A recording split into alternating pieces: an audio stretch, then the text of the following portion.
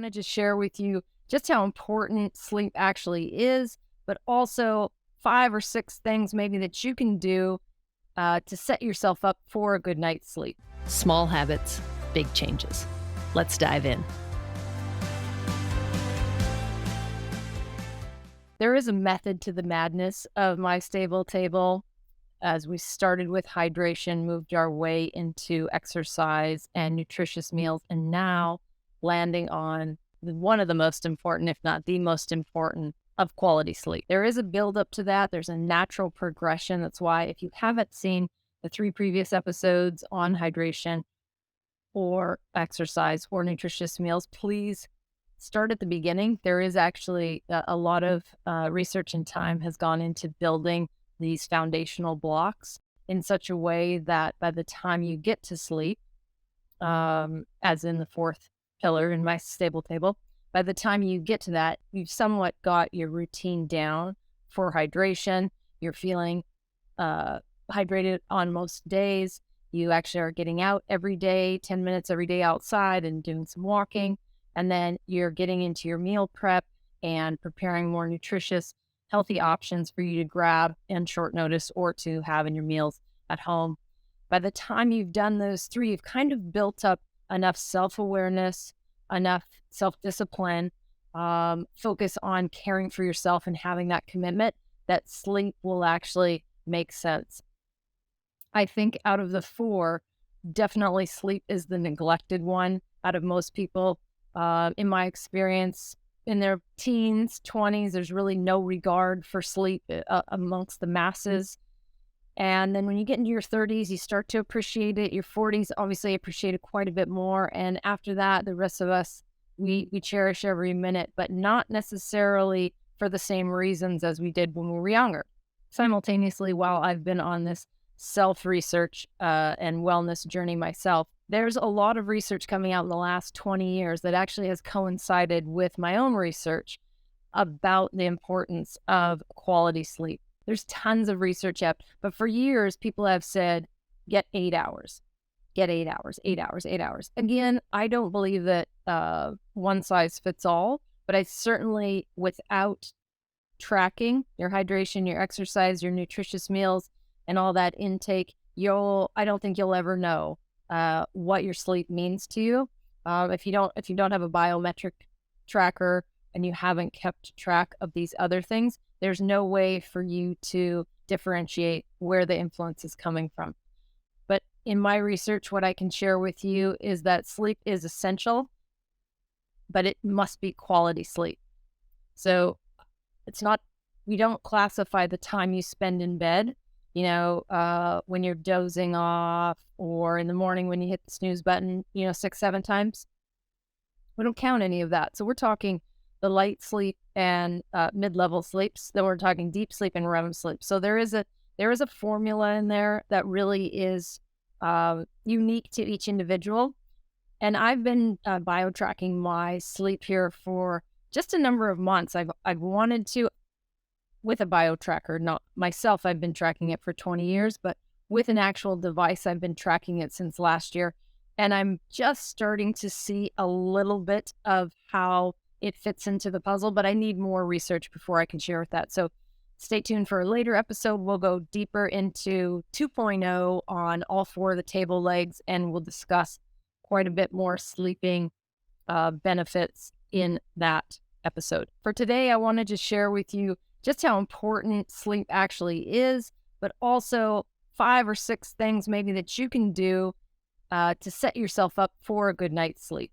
Some of them are controversial, but all of them are proven with a good statistic on the masses, I'd say. So again, one size does not fit all. If it works for 6 out of 10 people, it may work for you. You may be one of the 4 that it doesn't work for. So keep that in mind. But the only way you know is by giving it a go.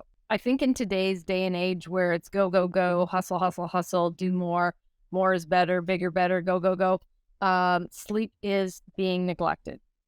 I like to think of it as every human is given an account at birth, has $100 in it. You can never deposit any more money in there There'll be a caveat to that I'll share in just a minute.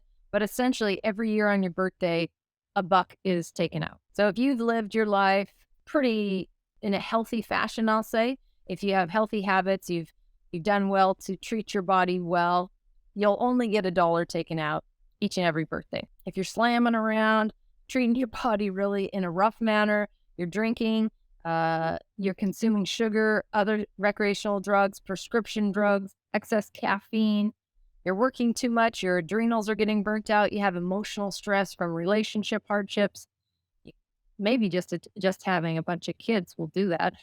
But any and all of the above will allow the universe to take more than $1 out. Okay? So you can get more taken out each birthday, but you'll never get less than $1 taken out. So you can bank on a buck coming out. You got $100 to start with. You for sure are going to get that buck taken out.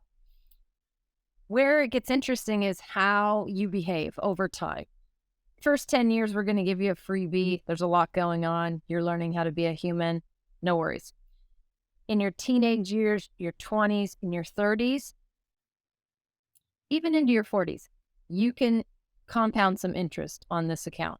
It's otherwise not really giving you interest, but if you treat your body extra well, you're doing alternative care. Maybe you're getting massages. Maybe you're meditating. Maybe you are getting great sleep and focused on getting to that consistent bedtime every night. Maybe you're not abusing sugar or drugs or alcohol or eating poorly. You're doing all the things that a very, very healthy, conscientious human would be doing. You might get an extra little something, something to save for later. By the time you get to 50, which I think most of us could agree is half life. For me, it's a third because I'm going to $1.50. But for most of you, 100 years would be a nice, ripe life. And hopefully they're healthy years, happy years, and you're still very mobile and flexible and can do all the things you need to do, and your mind is sharp. If that's the case, then you would have had to live really healthy for, 90 years, which is not necessarily realistic for many people. That's where the little compounding interest comes in. If in your teens, 20s, 30s, and even in your 40s, if you've managed to build good, healthy habits at that time that will sustain you through the remainder of your life, then you get a little extra something, something. What that means is maybe when you're in your 50s or your 60s and you take a fall, you have a little more in your account. And when birthday rolls around, you're not going to get more than $1 taken out, right? Or if you get $1.25 taken out, you're still basically en route to reach 100, a healthy 100. You can blow that a lot sooner too. Obviously, I have friends who've passed in their 50s, in their 60s, obviously in their 70s, lost my dad at 71. My grandmother made it all the way to 83. My best friend in town here, his mother died last year at 98. Betty White was just 99, like almost 100. These are really ripe ages for healthy, still working, sharp-minded, contributing citizens. So I think that's what most people would want. And if that's the case, time is of the essence. You're getting $1 taken out of that account each and every single year, no matter what, and maybe more depending on your behavior. So that part you can control. And gradients. You can't do everything all at once. You can't expect to be where I'm at after I've been practicing 30 years and you're just getting started. So I do my best to give you insight of what I've learned, but also to track back my journey a little bit so I can certainly empathize with where you're at, but also I can share things that are more applicable. We want to climb the ladder one rung at a time, right? Nobody gets to the mountain by just looking up there and then teleporting. If so, I would so have teleportation as my superpower. That'd be awesome. If I could wake up tomorrow and have one skill, it would be teleportation. That'd be fantastic. So sleep, so vitally important. You certainly could find research on it, but maybe you just take my word for it. And any of the things that you hear me say here coming, if you have any questions about it, feel free to text us. There's a free texting community. You can text the word sleep or yes. We'll get you in to 206-483-8255. 2960. Again, the word sleep to 206-483-2960. So sleep, a few things that you can start doing on top of the 3 that you've already started. Hydration is huge when it comes to sleep. One, we don't want to not hydrate enough because then we actually will be doing a disservice to our restorative process as we're sleeping. 2, we don't want to overhydrate because then we'll be up disrupting that sleep going to the bathroom in the middle of the night. Secondly, on the second leg of exercise, we certainly want to be staying active. So when we go to lay down at night and close our eyes, our body is ready to rest. There is a couple areas of restorative. You definitely want to be moving throughout the day, not to be too sedentary. So in the evening, when it's time to rest and to rejuvenate your body, that's what you can focus on. But you also don't want to work out too hard. You don't want to be sore or even stiff. If you've injured yourself, that can impair your sleep as well. Obviously, nutritious meals are huge. We want to eat well, however you're structuring your diet throughout the day. No matter how many meals you eat, whether it's 3, 2, 1, whether you're intermittent fasting, if you are eating a meal at the end of the day, you do really want it to be 3 to 4 hours before you go to sleep. I like 4 hours. It gives me an extra little stretch so I can, sleep or be in bed for 8 or 9 hours. That makes 13. I'm up for a couple hours and then I have breakfast. So I actually have a nice big 15-hour window to kind of intermittent fast, if you will. I certainly can eat earlier if I want to, but it gives me that, it utilizes that sleep chunk of time for restoration and allows my body to actually rejuvenate versus focusing on digesting. So we don't want to eat too close or drink too close to bed for that reason. So you can see how the building blocks of hydration and exercise and nutritious meals all kind of lend themselves up to already supporting quality sleep. And then there's other things you can do as well. There's many, many factors that go into sleep. It's super intricate. There's tons of influential factors, your hormonal cycle, your hormones in general, your circadian rhythm, the intake you have of caffeine, of sugar, of prescription drugs, of recreational drugs, of alcohol. What you're eating can affect that. Obviously, if you have indigestion and you're up in the night, this can be an issue. Disrupted sleep is huge. I can testify to that. Co-sleeping is big, whether it's a baby or a cat or a dog. Sharing your bed can be really impactful to the negative towards your sleep. I personally have co-slept with Smudge for almost 20 years. It'll be 20 years next month. I have co-slept, and honestly, for me, I've weighed that pro and con, and I continue, especially now that he's almost 20. I want him to sleep well, and he sleeps better with me, actually. So it does disrupt my sleep. It kind of puts my shoulder out once in a while. But for me, it's a choice that I make with the consciousness and the wherewithal to know what those benefits and downsides may be. That said, co-sleeping, big, and the temperature of the room that you're in, your mental state. So whether or not you have a lot going on mentally, this obviously can keep you up and ruminating on thoughts. There are so many things that you can do. You don't have to eliminate all those things, but you really want to be conscientious now that you've got your hydration mostly under control. You're working on your daily walks outside, getting fresh air. You're eating better and having healthy habits, having fresh food ready for you for snacking or for taking on the go. So you're always prepared. Quality sleep is kind of lined up. Now that you're hammering out those 3, there's a little bit more that you can do. Try to avoid working out really right before bed. That can be tough. Taking a hot shower or a hot bath, it's questionable. I personally do okay with a semi-hot shower. If I soak in the bath for a long time, I find that when I go to lay down, my heart's like, boom, boom. It's got a big, heavy throb in it from being in the hot water. So typically don't do that. You want to eliminate or really decrease. I know this is a big one for everybody. The blue lights after dinner. I personally Started wearing blue blockers, but I really try and put my screen away after dinner. I also try and get all my hydration in before dinner. And so I just have like half a glass to take, maybe 8 ounces, 16 ounces at the most. 16 ounces is pushing it, but about 8 ounces to 10 ounces to take any supplements like my magnesium just before I go to bed. I want to do that. But I try to limit that because I don't want to be up in the night going to the bathroom. That defeats the whole purpose. I've worked so hard to do all these other things. I want to give myself the best possible chance at getting that restorative sleep. So those are some things not to do. Obviously, we talked about not eating too close, like leaving a 3-4 hour buffer there so you can get that digestion underway. So when you're laying down, your body is able to restore all its other cells. It's not focused on digestion.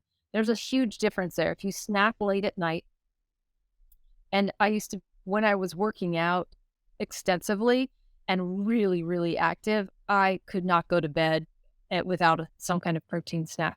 So I'd have, peanut butter and some apple at that time. This was years and years ago.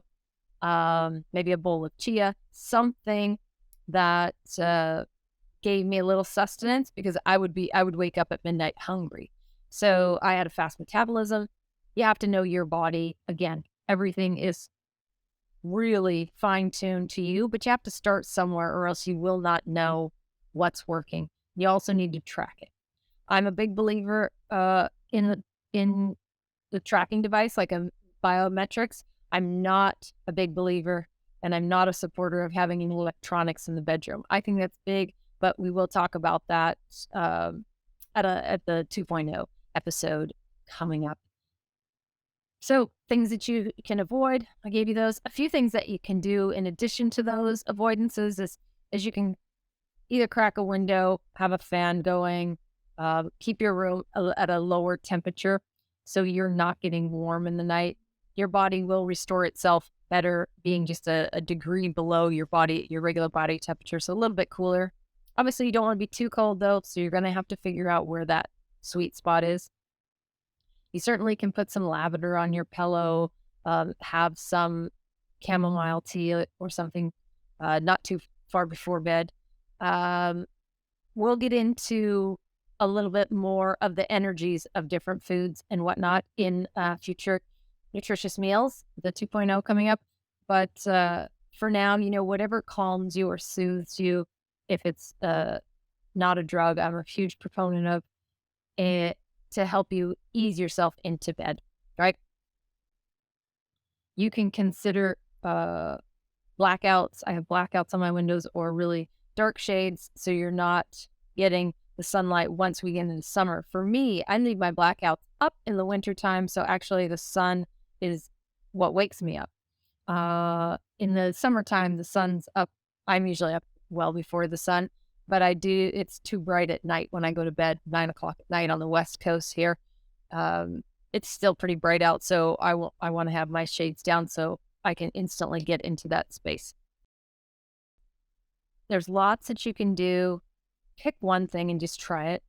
You're not going to get it perfect, and it's going to change by the time you get it right. I'll be honest with you, my nighttime routine has evolved almost decade by decade, and it continues to change. It's going to change what your relationships look like, who you have in your household, your hormonal cycle, and your circadian rhythm. All these things are madly influential when it comes to the opportunity to get quality sleep.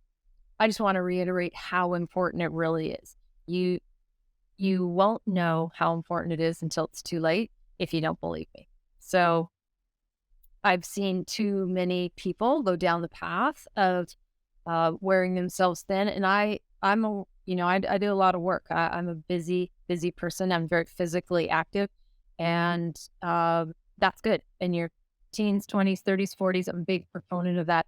As you start to get older, you need to start to reprioritize a little bit more around your health, because without that quality sleep, your body is not as resilient. It will not bounce back as quickly. And people go, oh, it's just age. It's actually not just age. It's your poor habits around sleeping. It's your poor habits around hydration. It's your poor habits around nutritious meals, around exercise. It's not just aging. I know plenty of people who continually say, oh, wait till you're in your 40s, this, that, and the other, or wait till you're 50, this, that, the other. They've been saying that my entire life. The truth is, I take very good care of myself and I reap the benefits of that. And I'm here to tell you that no matter where you are in your journey, you can do the same. Can you make it to $150 like me? Maybe not. But if you're there, we'll have some good combos.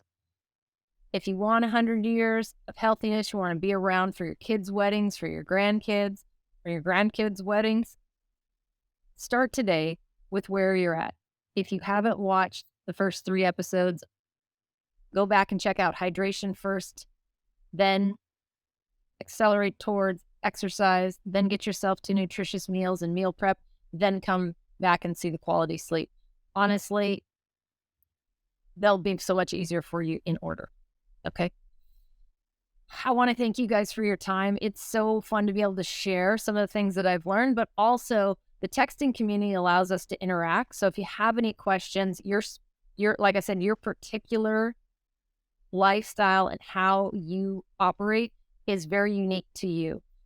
Your specific question may help others, but truly I can get you a better answer to fit your lifestyle if you share with me a little bit via text. That texting community is free. You can send updates on any of your StableTable progress. You can send questions. You can send photos related to your progress.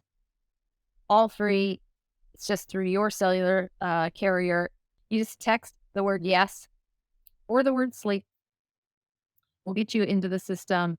206-483-2960. And if this episode resonated with you in any way, shape, or form, and you know someone, maybe a friend or a family member who also could benefit from it, please consider sharing it. I'd love to have your review. And if you have any comments and it's available to you, leave those below. I look forward to sharing more about my journey and hearing more about yours in a future episode. Again, your support means the world to me, and I hope to continue to provide you with good value as the days approach.